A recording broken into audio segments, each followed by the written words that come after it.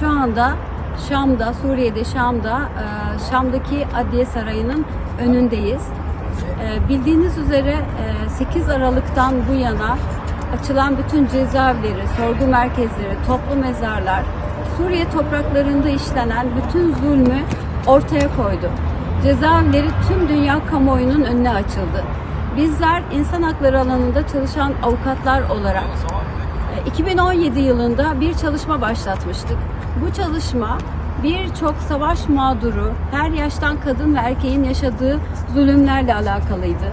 Sedneye cezaevinde kalan, 215'te kalan veya Filistin dediğimiz 235 numaralı askeri istihbaratın sorgu merkezlerinde kalan, işkence gören, işkenceden hayatını kaybetmiş ya da bir şekilde çıkmayı başarmış kişiler, varil ve misket bombalarıyla yaralanan ve hayatını kaybedenler dahil olmak üzere bu topraklarda işlenen tüm savaş suçları ile alakalı bazı mağdurlar avukatlar olarak bize yetki verdiler ve biz bu yetkiye dayanarak her birinin detay ifadelerini çalışarak 7 Mart 2019 tarihinde Lahey'de bulunan Uluslararası Ceza Mahkemesi'ne bir başvuru gerçekleştirdik.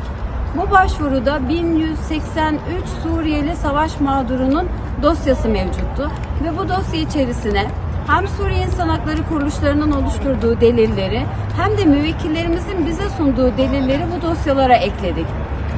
Uluslararası Ceza Mahkemesi'nde başlayan soruşturma halen açık ve devam ediyor. Yetki sorununu konuşmuştu, herkes konuşuyordu bildiğiniz üzere.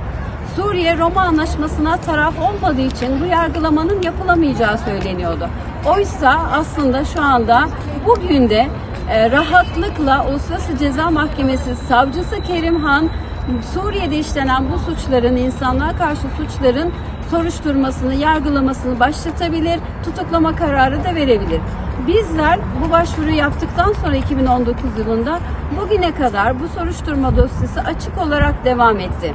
İşte şimdi artık bütün uluslararası topluluğun da talebi ve bütün insanlık ailesinin talebi üzerine tam da bu soruşturmanın aktif olarak yürütülmesi, Beşar Esed ve bizim şikayetçi olduğumuz 17 üst düzey askeri ve siyasi yetkili dahil olmak üzere savaş suçlularının tutuklanma kararının verilmesi ve yargılamanın yapılmasının zamanı geldi. Biz yaklaşık 10 günlük bir programla Suriye'deyiz ve birçok mağdurla görüştüğümüz gibi müvekkillerimizin yaşadıklarını bizzat görerek, teyit ederek tespit çalışmaları yaptık.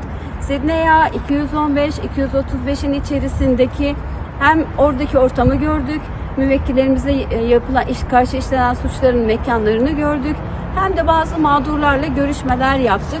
Tespitlerimiz sonucunda tekrar buradan İstanbul'a döneceğiz ve uluslararası hukukçulardan oluşan heyetimizle beraber arkasından Hollanda ve Lahey'e gideceğiz ve bir takım adımlar atacağız Esed ve diğer suçların yakalanması için. Bundan sonra atacağımız adımları meslektaşım Avukat Cihat Gökdemir bildirecek. Meslektaşım Gülden Sönmez'in bu dava hazırlığı öncesindeki yıllara sari durumu anlattı. Biz yüz yüze 2000'e yakın Suriyeli mağdurla görüşme imkanımız oldu veya mağdur yakınıyla. Bunlarla ilgili dosyalar hazırlandı ve Lahey'de Uluslararası Ceza Mahkemesi'ne sunuldu.